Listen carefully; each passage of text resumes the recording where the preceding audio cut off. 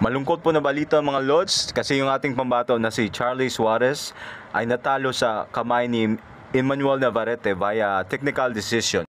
Gipauntat ang ilang away mga Lods sa round 8 kay hambal sa doktor hindi na kaya ni Navarrete nga magsigihon ng ilang away kay nawasak ang iyang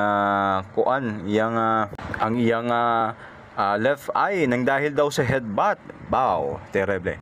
May mga kumakalat na mga videos online nga natamaan talaga ng left hook ang itsura niya or yung left eye niya bago pa sila nagka-head clash. Coming on strong throughout the night. That cut definitely fueled him. I mean, it was the best opportunity for him to win the world championship tonight with all the circumstances the way they were, man. And I feel sad, man, because a knockout win in the world championship was taken away from him because, again, the replay. You can say it was inconclusive. However, that right there, that's not inconclusive. Okay, that is Tim, a perfect sign. To be fair, though, at the point in time when they made the decision, Ang mga Lods, sabi nga ni Timothy Bradley na legal yung mga suntok na tumama kay Navarrete. Yung left hook talaga na legal at hindi yun headbutt, sabi ni former world champion Timothy Bradley.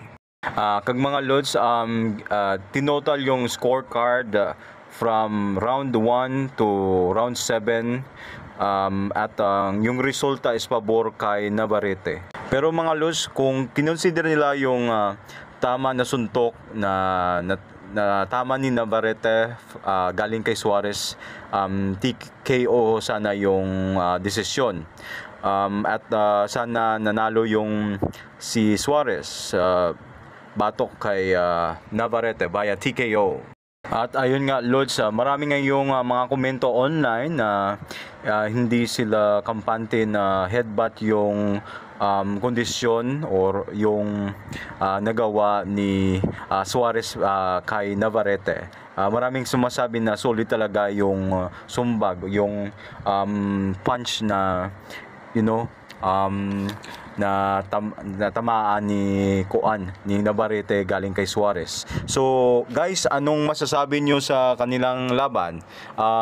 Headbutt ba yun or right or left hook na magaling na tama? Mag-comment kayo sa comment section. Bilis!